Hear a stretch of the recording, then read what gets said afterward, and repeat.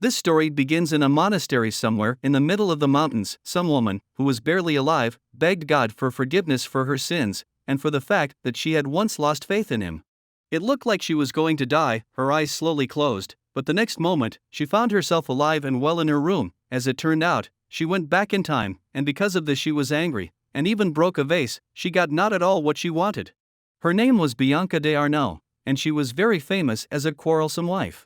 Her husband, Zachary d'Arnaud, was a loyal servant of King Servan, and the heir to the throne of Gaultier. Even when the Earl risked his life going to battle, Lady Bianca wore new dresses every day and bought very expensive jewelry. One day, she locked herself in her room and began to behave inappropriately, screamed like mad and crushed everything she could get her hands on, and even refused to eat. 4 days later, when the Countess did not leave the room, one of her maids invited another to come in and see if anything bad had happened, but in response she received a refusal. Moreover, during the conversation the thought was voiced that if something had happened to Bianca bad, it is, on the contrary, good, because it is difficult for the Count because of her. Arno was a land where power often changed, and because of this the people of this land suffered a lot, but after Count Zachary became a lord, the place began to get better little by little. Count Zachary was a thrifty and conscientious landowner. He earned a lot of money, and it seemed that he could make these lands live in abundance, but the only one who spent the money earned by the Count was his wife. Despite the fact that they had been married for 9 years, the Countess still ignored and was not interested in her husband. The battlefield is a very unpredictable place, where you never know what might happen in the next moment. Because of this, the maids discussed what they would do if something happened to the Count, because they knew that it would be difficult without him, and they did not count on the Countess. It was not at all clear to them what she was thinking about. And at that moment she was sitting in the next room and weaving lace. She learned this when she was over 30 in the monastery, just when these things came into fashion. After that, she opened the door to the departed butler of the Arnaud family, named Vincent, and rumors were surprised that the Countess heard their entire conversation. Bursting into Vincent's office, Bianca asked him how old she would be this year. The frightened man replied that it was 18. Then the girl began to wonder where the Count was, to which the butler replied that he had been at war for several months. This shocked him. He knew that the mistress was not interested in her husband, but not so much that she would not notice his absence for several months. After that, she wanted to know when he would return. Vincent explained to her that in the last letter he received from the Count, it was written that he would return in the winter. Towards the end of the conversation, the Countess, for some unknown reason, began to tell the butler that she did not like the cold very much, so she needed the fur of a white fox and left. At this moment, Vincent began to remember how the Count, going to war, told him that if Bianca wanted something, then it was necessary to give it to her, because she should live in abundance and comfort, because it was his duty as a man. Immediately after these memories, he said in his head that the Count simply does not know how expensive luxury his woman loves. If marriage is a business, then Zachary d'Arnaud's marriage business was generally terrible with no profit, only losses. But still, Vincent listened to the Earl and found the fur. When he brought it to the Countess, she praised him, but at the same time she could not even say his name correctly. But this was not so important, for the butler informed him that in the morning he had received a new letter from Zachary, in which it was written that he was already on his way home. The hostess's reaction was expectedly not stormy. Immature, extravagant, and the one who was not at all interested in her husband, that was the thief Bianca d'Arnaud. The Countess went out onto the balcony and began her meditations, the events that would make her known as Saint Arnaud in the distant future, and at this time she began to shout to heaven that she had sworn to God to live this life correctly, and that this time she would not will repeat a stupid mistake. And at this time, the Count watched her from afar, and commented that it did not look bad. The guards of the Arnaud castle, even from afar, noticed a chariot with a banner on which a black wolf was depicted, which meant that the iron-blooded Count, Zachary d'Arnaud, had returned. And he was called iron-blooded because the Count looked like a well-edged sword. To an enemy, his silver hair was his greatest fear. The first thing the Count and his soldiers met was Vincent, who informed them that the table was being prepared in the banquet hall. The Count told the soldiers that today they can eat and drink as much as they want, because they have come a long way and everyone has done a good job. After that, a boy approached Sabaro, the commander of Arnaud's army, and asked how he had performed this time, and the commander replied that he had performed well, and that it was a pity that anyone who did not go missed the opportunity to see Sabaro's explosive power. Also at this time, the other commanders, Robert and Caspar, were nearby. Robert asked Sabaro if he was getting tired of talking so much and told Caspar to calm him down. After that, Sabaro reminded Robert that it was he who saved him from death by destroying the spear that was flying right at him. Robert collapsed from what he owed him. At that moment, the Countess came imperceptibly from behind. Everyone was frightened and began to bow, and she asked where the Count was. She was told that he had already gone up to his room because he wanted to take a bath as soon as possible. She said yes and left. Sabara wondered how she could grow so much during the time they were gone, and considering the fact that she wears the fur of a white fox, the older she gets, the more desires she has. But Robert told Cathedral to stop these thoughts, as it was none of his business. Besides, the Earl gave permission for purchases of any price. And at this moment, Caspar was interested in why the Countess was looking for the Count. Such interest was quite understandable, since this was the first time Bianca personally went out to meet her husband. At this time, the Countess was determinedly going to Zachary's room, because she wanted to have a serious talk with him. The door to the room was slightly ajar, and she watched as the Earl changed clothes and told Vincent that he wanted to reorganize the estate and therefore needed a report of this year's affairs and forecasts for next year. At some point, the Count noticed that the Countess was watching what was happening in the room, and she began to make excuses that she did not want to do this. The Count did not understand why Bianca was looking for him and told her that if she needed anything, she could ask Vincent for it as usual. The girl replied that she didn't need anything, but she was looking for him because she just wanted to meet like a wife and a husband. Zachary did not answer anything for a long time. The Countess thought that he was tired and therefore did not have the strength to speak, and thought of coming to see him tomorrow, but then she remembered that she had promised not to repeat the mistakes. So she told Vincent to leave her alone with the Count. Of course, he listened and left the room, but stayed nearby to listen to what the conversation would be about. Zachary wondered what his wife wanted to talk to him about for the first time in so many years. She replied that she had a kind of proposal and began to tell that she was already 18 years old, and as soon as winter came she would be 19, and she wanted to fulfill her duty as a wife. The Count became embarrassed and asked what kind of duty he was talking about. In response, she grabbed the Count, got as close to him as possible and said that she wanted a child who would be the heir and become the next Count of Arnaud. There were times when a girl depended on marriage. Before marriage the father or brother took care of the young girl, and then the husband and his family took responsibility for the girl. The life of a girl who had neither a father nor a brother, nor a husband, nor an heir was a complete misery.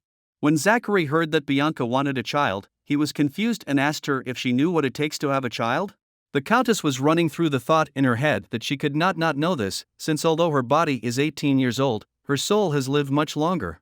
She told the Count that she had heard a lot from the maids and knew everything that was needed and that it was her duty to give birth to Arnaud's heir. Zachary leaned towards Bianca, and she once again asked him if he would be able to make a baby.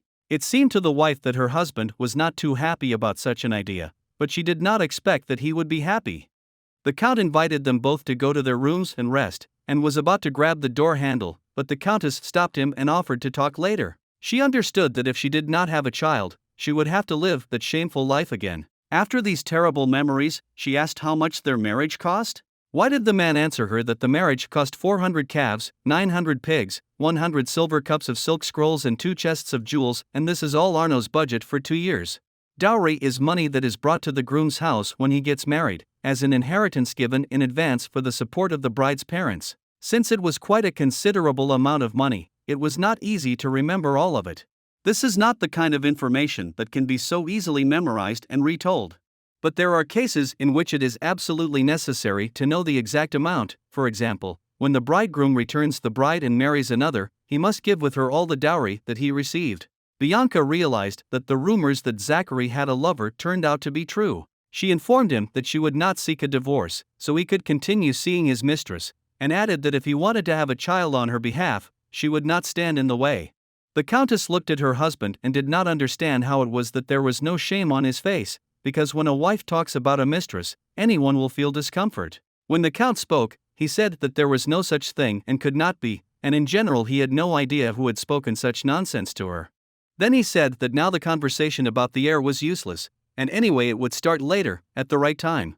These words confused Bianca and Zachary, who knew that Vincent behind the door called him and told him to take the Countess to her room. She began to shout at the Count that this conversation was very important, but then all the doors were closed, and he remained in the room alone. Zachary began to mention that the nanny had died of an infectious disease, and that Nanny had come with Bianca from Blanchefort, and she was the only person in all of Arnaud with whom the landlady was close, and after her death the Countess was very disappointed. It came to the point that she even stopped eating and drinking. All she did was cry day and night. When the Count returned from the battlefield, she told him to take off his armor before coming to her because he smelled of blood, and when she first got to Arno, she even cried because her eyes met with Zachary, but today she grabbed his hand as if nothing had happened. In addition, the Count had not yet had time to wash, and a hateful smell was still coming from him. Zachary knew something had changed, but he didn't know what. And at that time, Bianca, standing at the door, remembered that the first time they slept together was when she was 20, and after that they slept together only before the Earl went to war, and there was no heir, and when she was 25 Zachary went to war again, but that time he died, so Bianca firmly decided that by that time a child must be conceived at any cost. Vincent offered to show the lady to her room, but the girl said she could walk there herself. In her room, the girl thought about the Count's mistress, because the Count remembered the entire dowry and at any moment can return her and the dowry to Blanchefort. Suddenly, the Count appeared from behind and covered the girl with fur, which she had forgotten in his room. As he walked, Zachary thanked the girl for today, but Bianca could not understand why he thanked her. The girl thought that the Count had hinted at the expensive fur that the girl had bought, but the words about fox fur may have been said in a sarcastic manner. Bianca met the Count for the first time when she returned home, and that's why he thanked her. She realized that if they see each other and talk more often, perhaps the Count's opinion about her desired successor may change. The next day there was an unprecedented uproar in the castle of Arno. Everyone started talking about Bianca and her actions the previous day. They were all surprised, because it happened for the first time when a girl behaves like that. While cleaning the floor, the maids started talking about Bianca and the Count. They became happy, because now Bianca has changed and will be able to give birth to a child. But one of the maids didn't like it and said that Bianca was a gloomy woman. She also added that she would be able to warm the Count's bed much better than some Bianca. The maid continued to talk bad words about the girl, but suddenly the lady appeared. Hearing this, she slapped the maid hard in the face. The girl ordered the second maid to bring a sharp and told the opponent that she was unlucky because she was in a bad mood today. Bianca took a knife and began to beat the maid's hands. Many people saw this and decided to call the butler. Bianca decided to strike again but was stopped by Robert. It turned out that the girl did not know about him and Robert was surprised, because he is the commander and everyone in Arno knows about him. He took the girl's sharpie and told her not to act like that again, but Bianca said that she did it because the maid was humiliating her and wanted to enter Bianca's husband's room. The Count heard strange noises and arrived in the corridor where a crowd had gathered. The maid was happy because she knew that the Count was a good person and would help her. She remembered the situation when a man stole half a bag of wheat, but the Count did not cut off his hand, but ordered to bring a whole bag of wheat next year. The Count approached Bianca and asked about the condition of her hand. As it turned out, bloody scars appeared on the girl's hands and the Count told Vincent to call a doctor to treat his wife's wound. But Bianca refused, saying that it is better to call a doctor for the maid, whom the Count protects so much. In the end, the girl left, saying that she did not need any doctors. The Count decided to ask the maid about what she had done. But the maid said that she was just cleaning in the corridor and didn't say anything. On his way, the Count ordered butler to get rid of the rumors. When the man left, the butler told the maid to pack up and leave the castle because he was talking too much. The butler approached Robert and asked, "What is he doing here?" Robert replied that he came here to stop Bianca, but after he heard that the maid had insulted the lady, he decided that Bianca did the right thing in this situation. But he was still surprised, because the Countess did not just leave it like that, but decided to personally order the maid. The butler said that what Bianca did today was part of her duties as a hostess. He added that the lady had changed her attitude towards Arno. Meanwhile, in her room, Bianca complained about the pain in her hand, but consoled herself with the fact that the maid's hand hurt more. She began to think that the Count was soothing the maid and kissing her hands, saying that she would soon take Bianca's place. Suddenly, a girl entered the room and offered to make Bianca a medical compress, saying that after a while the pain in her hands would disappear. The maid began to make a compress and Bianca remembered the nanny's words. The nanny said that when an understanding person appeared, the lady would be the first to ask to take her hand.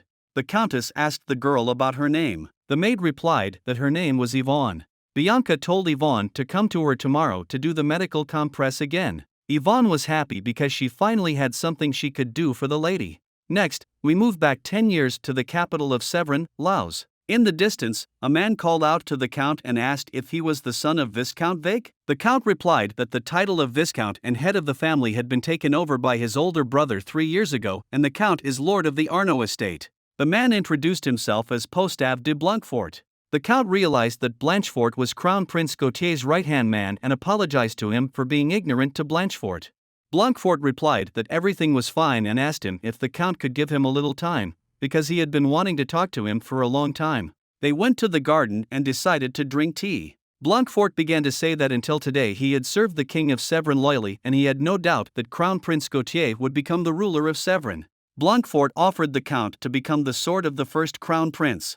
The Count replied that he was a simple knight and did not yet have a great reputation to be with Gautier. Blanchefort laughed and said that Zachary d'Arnaud is popular throughout Sèvres, because since the age of 16 the Count has been fighting alone in the fields and even received the title of Baron. Blanchefort added that he had been instructed to choose a man who would be Gautier's sword for the rest of his life. As a result, the man chose Zachary and said that Sèvres' bright future depends on you. The Count agreed and told Blanchefort that he wanted to get married.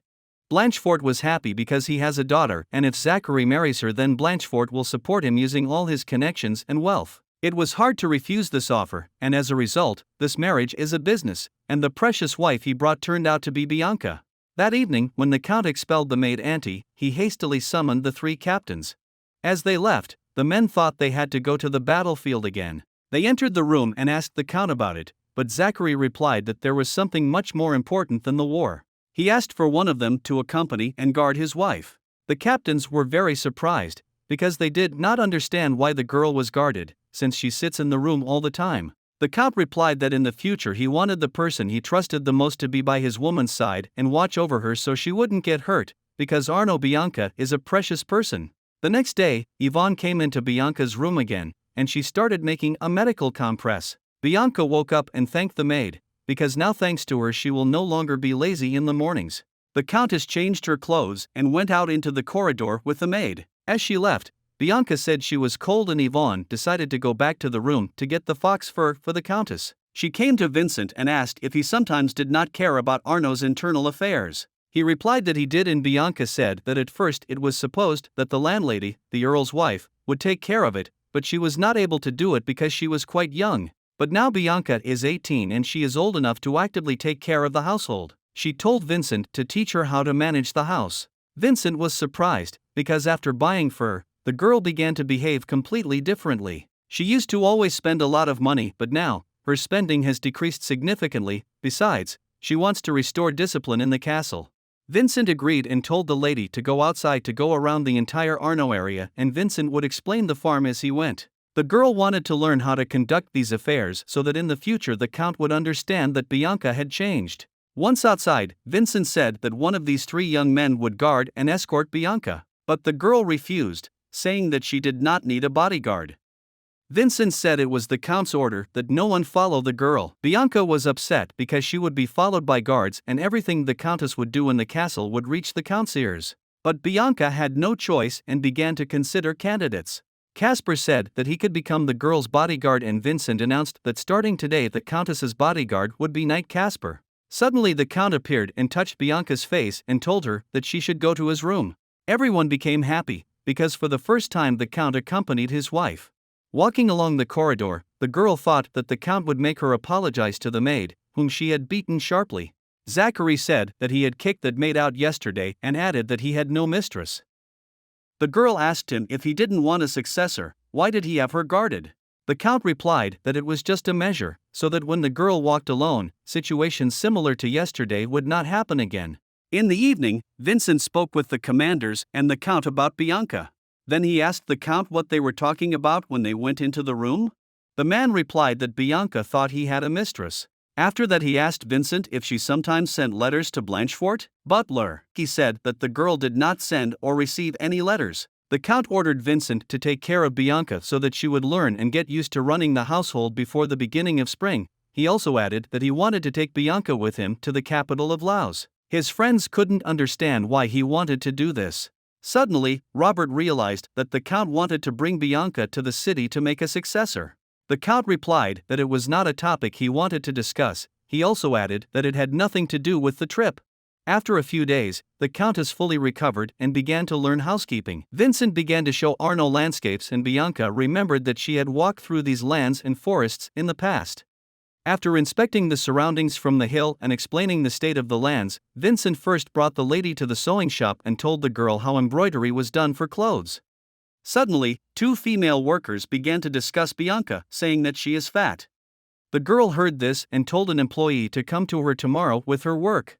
The seamstress thought that she had sinned against the lady, but Bianca invited the worker to her house because she liked the seamstress's work. Vincent then said that the next stop was a butcher shop and a candle factory. The girl was surprised, because she did not know that there was a factory for the manufacture of candles in Arno. First, they went to a butcher shop, and then to a factory. Bianca hurried to the factory because she wanted to see how candles were made. It turned out that candles are made from resin and lard. The man who made candles gave one candle to the countess. The team decided to leave, but they saw one guy who had cut his finger. At first, the guard thought that Nicola wanted to hurt Bianca, but it turned out that the boy was simply hiding from the shepherd. Bianca told Yvonne to examine the boy and treat the wound. The girl decided to see what Nicola was doing there. When she looked, she saw the carved face of God on the candle. The boy said that yesterday in a dream God came to him and said that he was trapped in a candle and asked to save him. That is why Nicola poked at the candle to save God. Bianca asked the man if this boy had ever learned how to cut candles.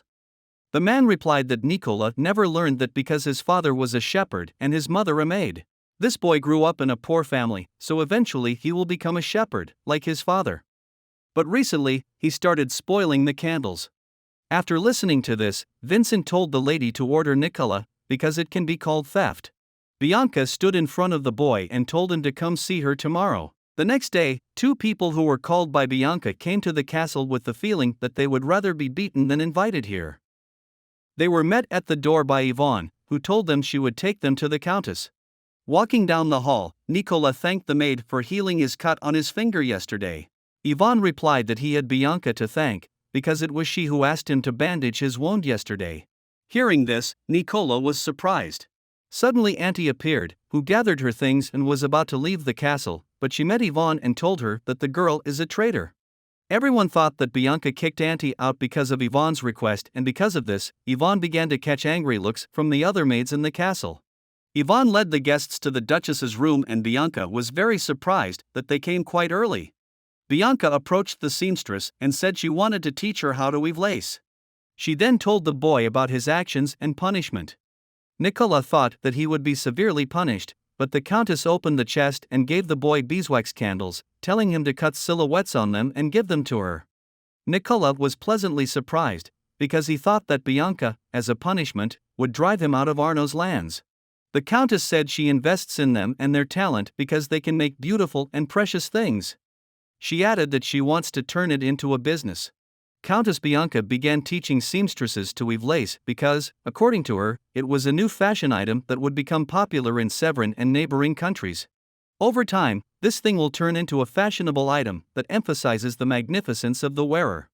Further, Bianca went to Vincent and entrusted him with the task regarding the boy and the seamstress. The butler was surprised because the countess would give too expensive materials for the boy, but the girl replied that Nicola made it an unsurpassed beauty because he had talent. She also added that expensive and beautiful things make her happy, so she doesn't mind spending money on them. Bianca also ordered the linen yarn to be handed over to the seamstress. Vincent went out into the corridor and was upset because the countess had started spending a lot of money on expensive things again. After some time, Yvonne's only winter clothes accidentally caught fire. A woman approached the maid and gave her her clothes. When Bianca met the maid, she was surprised that Yvonne was wearing a light coat. The maid said that she had accidentally burned her clothes before and had to put on another coat. Bianca told her to take the old squirrel fur and wear it. The countess added that she wanted Yvonne to be always by her side in the best shape. Without thinking long, the girl put on the fur coat and thanked the countess. Then they went to Vincent, who decided to show them the pasture. He said that the sheep and cattle are fed hay harvested in the fall, but apart from the horses that graze in the winter. This is because the count has ordered the horses to grow strength that will withstand the cold. In the distance, Bianca saw the count riding a horse. She was very surprised, because in such cold weather, her husband drives in open clothes. After that, the team went to the stable, where Sabara was, who was taking care of the horses. In August, this is the only place where the troops have a large number of war horses. Sabaro began to praise the count because he started buying war horses from the beginning and ended up winning all the battles he participated in. The countess asked if there was a horse here on which she could ride. Sabaro was surprised and asked if the lady could ride horses. She replied that it was not a problem and she could learn. Hearing this, Vincent said that war horses are different from ordinary horses because if a stranger sits on the horse, it will panic and throw the person off. Butler. He added that, of course, there are ladies who learn to ride, but for learning you need to get permission from the count. After hearing this, Bianca told Vincent to get the count's permission to learn to ride. They all left the stable and went further. At this time, Robert approached Sabaro and Sabaro told his friend that he was very surprised by the behavior and intentions of the countess. In the evening, Bianca decided to look at the seamstress's first lace and was pleasantly surprised, because it looked very beautiful. Suddenly, the girl felt that someone touched her hair. She thought it was Yvonne who had come to help dry the braids, but when she turned, Bianca was very surprised to see the count in front of her. Without thinking long, she decided to kiss her husband, but Zachary pushed her away, saying that he went into her room to ask something, but saw her wet hair and decided to dry it so she wouldn't get sick. Bianca was angry and asked what he wanted to ask her at such a late hour. The count asked her about Casper and whether the girl liked his work. She replied that Casper was doing well with everything. The girl also wanted to ask the count something and invited him to sit next to him. Bianca began to say that she had a desire to learn horse riding. The count replied that riding is a sport that requires considerable physical strength and added that it would be difficult for Bianca. The girl said that if it will be difficult, it does not mean that it is impossible. The count agreed to this and suggested that she begin her studies in early spring, not in winter, since now it would be very difficult to find a pony. Bianca felt proud because for the first time she managed to convince the count. After that, the count said that in the spring he should go to the capital Laos for the engagement ceremony of Crown Prince Albert, son of the first prince. He added that this summer marks the 50th anniversary of the king's ascension to the throne, and now the events will be held quite often, and because of this, the count is thinking of staying there for a long time, because it is often not so easy to go there with Arno. He also said he plans to return to Arno in the fall or early winter. Hearing this, Bianca was upset, because now she would again be left alone and would not give birth to a successor, and as a result would be expelled from the castle again. The girl began to cry, but suddenly the count said that he planned to go to Laos with her. He added that the girl will be very interested in Laos because there are various luxury items on display. Without thinking long, Bianca agreed to this offer. The next day, Vincent told Sabaro and Robert that Bianca refused to run the household because she had other important things to do. Vincent said that the lady has been doing something with the seamstress lately and she said that it should be finished by spring. Robert was surprised at the intentions of the countess and did not understand why she needed to finish this before spring. Butler, he said that Bianca also plans to go to Laos. Hearing this, the boy could not believe his ears. In the count's office, Sabaro asked if he could go with them to Laos to protect them. Zachary replied that according to Bianca, Casper is doing flawlessly. Looking out the window, the count saw his wife and remembered the previous night, how she had spoken kind words to him and thanked him for taking her with him to the capital. Several months passed and spring slowly approached Arno. Nicola was running in the field and heard the conversation of two workers. They began to say that they had not seen the countess for a long time, and one said that the girl had shut herself up in her room again and was calling the women there to talk. Hearing this, Nicola started shouting at them, saying that they didn't know anything about the lady at all. A quarrel broke out between them and the boy ran on about his business. He ran into the house where the seamstresses were spinning and asked if the countess was here. The maid replied that Bianca had not come here today and opened the door for the boy to enter. During the conversation, the maids began to praise the countess, saying how kind and soulful she was. One woman asked the boy why he came here. Nicola answered that he had cut out a new candle and before taking it to the butler, he wanted to show it to the lady. When he showed his product, the maids were surprised by this beauty. Meanwhile, Bianca sat in her room and reminisced about her past, when she was married to the count and as a result she became Arnaud's man instead of Blanchefort. She also remembered her first love. Suddenly, the count entered the room and offered the girl a walk. During the walk, the count decided to walk more slowly, so that it would not be difficult for the countess. They stood on a hill and the count pointed to a place. Looking there, Bianca saw a horse and was pleasantly surprised. She became so happy that she could not even express it in words. The Count lifted his wife and put her on the horse and said that from tomorrow he himself would teach Bianca to ride. Bianca thanked her but didn't want to take up the Count's time, so she told him to ask Vincent to find her a riding instructor. But the Count said that Bianca would not take up his time and they went off to the seamstresses. On the way, the Count asked the girl about the lace. She replied that this thing is made of cheap materials, but the result is a beautiful and valuable thing. She added that it would have a huge impact on the world beyond the continent. The Countess did it in order to earn money and in the future to have enough power not to depend on anyone. Hearing this, the Count was pleasantly surprised, but immediately, Bianca started a conversation about the successor, but the Count again said that it was too early to think about it. Suddenly, Lady remembered a story she had heard once. This is the story of how Viscount Vig's second son was kicked out of the family at just 16 years old. This is the story of Zachary Arnaud, who knew how to wield a sword and built his own life for himself. Afterwards, Bianca asked the Count if he had really been worried about her all this time. The Count was about to say something, but the maid suddenly appeared and told him to hurry, because Nicola was waiting for the lady. He offered to take the horse and told Bianca to give the horse a name. This was Bianca's first writing homework. In another episode, we are shown the capital Laos, where a woman and Yakov started kissing.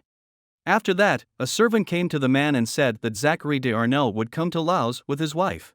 Hearing this, Jacob said that this spring would be very interesting. At that time, the emperor had 3 children. The first queen took care of the first Prince Gautier and Princess Adele, and the second queen took care of the second Prince Jacob. Since it was a long tradition for the eldest son to inherit power, it was taken for granted that the first Prince Gautier would become the next emperor of Severin. Standing in the corridor, Jacob was approached by Count Blanchefort, who introduced his son Ivan. Yakov told the Count that he had heard something interesting, namely that this time Count Arnaud would come to the capital with his wife. Yakov asked Blanchefort if this was not his daughter, whom he married at the age of 9 to an adult knight. He also added that his mother was very worried that the daughter of a distant relative, the Countess of Blanchefort, would marry a baron she did not even know. Blanchefort replied that the same baron was now the Count and chief warrior, as well as the landowner on this continent, which is why when Crown Prince Gautier became emperor, no one would be able to oppose Severin. After hearing this, Yakov said that he was already looking forward to the day when he would meet this great hero in real life, and if the opportunity arose, he would like to meet the Countess. Blanchefort ordered Ivan to return home and send a letter to Arnaud, in which it will be written that Blanchefort wants to meet Bianca before anyone else when they arrive in the capital. Ivan was happy because he had not seen his sister for more than 10 years. In Arnaud, Bianca rode a horse for the first time and was very tired. The Count said that it was very good that the girl had taken up riding, and if she continued to do so, her stamina would increase. Bianca named the horse Isabel and said goodbye to her, saying that she would meet her tomorrow. The lady and the Count thus increased the time they spent together, until the day they went to Laos. The next day, the Count taught Bianca again, and she said that she would soon be a much better rider than the Count. Hearing this, Zachary smiled and said that he accepted the challenge. Until now, there have been rumors about the mysterious things that the lady does with seamstresses or about the luxurious wax candles that have been used in large quantities lately. But at the same time, rumors spread about the good relationship between the Count and Bianca, and a strange shared expectation arose in the estate that perhaps they would have a successor. About the same time, a letter arrived from Count Blanchefort. Seeing this, Zachary was surprised because it was only the second letter from Blanchefort in 10 years. The Count read the letter and said that he would tell Bianca himself what was written in the letter and asked Vincent not to divulge this information. In his room, the Count pondered whether it would be right to let Bianca meet the family she hadn't seen in 9 years. The day before leaving for Laos, everyone in the Arnaud castle was busy packing things. When Bianca opened Graf's suitcase, she was very surprised because he only took a shirt and a jacket with him. The Countess was angry because the Count's things did not suit Bianca's sophisticated style at all. She decided to change the style for her husband and ordered Vincent to open all Zakar's chests to choose the best clothes. As a result, the girl decided to buy new clothes for the Count because his old clothes looked peasant. The Count watched this in his room and began to laugh. Suddenly he saw Sabaro, who approached Bianca. The Count became very interested in what they were talking about there. Meanwhile, Sabaro approached Bianca and asked if he could take all the clothes of the Count for himself. In the end, the countess allowed the cathedral to take the count's clothes. After that, the count sat in his room and swore to himself that he would make sure that Bianca would never suffer. In the evening, the girl got into a carriage and went on a long and tiring journey, in which she only thought about when she would finally be able to talk to the count. The count rode out of the great gate on a horse, and ordered everyone to depart from Laos. Several days have passed since the lady and the count went to Laos. A butler came to the seamstress's house and brought the gold and linen threads that the seamstresses had asked for last time. One seamstress remembered the words of Bianca, who told the seamstress to keep making new lace, because very soon there will be customers coming to Arno who will want to buy a lot of lace. And after that, women will no longer be ordinary seamstresses, but will become proud lace makers in Arno. The countess also told Nicola to go to church and thank God for having such talented craftsmen in Arno. After these words, everyone hoped for the safe return of the countess, who recognized their talents and invested in them. On the way, they could not go further because of the bad road. The count decided to stop here, and tomorrow he would take a detour. Bianca and Yvonne got out of the carriage and were approached by Sabaro, who offered the countess to go for a walk with him. Robert appeared from behind and told the girl that the count was waiting for him. The girl approached her husband and he suggested that she go for a walk. They went to the source of the Arno River. Bianca said that Sabaro wanted to take her to this place too. Hearing this, the count became jealous and said that the countess had become good friends with Sabaro. In response, the girl told the count not to be jealous. The couple decided to return to the carriage and the count asked Bianca about her relationship with her brother Ivan. The girl said that her brother is very good. When her mother died after giving birth, she was left with only her older brother who took care of her. She added that the brother is similar to the father and has not sent a single letter in 10 years. The girl recalled the situation when she was eating a cake during lunch and her father approached her and told her about the upcoming wedding with the count. At that time, the girl didn't even know what a wedding was, so she just listened calmly, and without knowing anything, she took the count's hand and left the Blanchefort family. Bianca spoke of her father, a faithful follower of the prince, who led the fight against the Aragonese invasion on behalf of his military son-in-law and his master, and Ivan took his place next to his father. Because of this, the Blanchefort family was cut short. After hearing this, the count told Bianca that he had received a letter from the Blanchefort family saying that they wanted to meet Bianca. During the conversation, the count decided to kiss Bianca, but suddenly Yvonne appeared and interrupted the kiss. The maid said they would spend the night here. Bianca offered the count to lie down with her in the carriage, but he said that he would sleep with everyone outside. On his way out, he said that they would talk about the rest next time. It had been 10 days since they left the estate, and after all this time, they finally arrived in Laos. Laos, the capital of Severn, has been a stronghold between Aragon and Castile for over 100 years. The flag representing the Severn family hangs from the spire, and looks like a great white mountain. The count ordered the gate to be opened, and they entered the castle grounds. Everyone who was there began to praise the count for his courage and bravery. It turned out that in order to reach the center of the city, they had to go through 3 more gates, and after some time, the guests from Arno arrived at the castle of Laos. They went to the castle gardens, which were managed by Princess Adele and the first prince. They were met by Victor, Emperor Severin, who greeted the guests. Beside him stood his son, Gautier Severin, who greeted the girl and gave her flowers. Victor told about their place of stay for the night, namely the Northern Tower, the most picturesque place in the castle of Laos. On the way to the tower, Bianca thought about the second prince Jacob, because in the past life Gautier and the count would die, and all the power would pass into the hands of Jacob. Suddenly, the girl bumped into the man, who turned out to be Yakov, the second prince of Severin, who in the future would seize power in Severin and on the continent.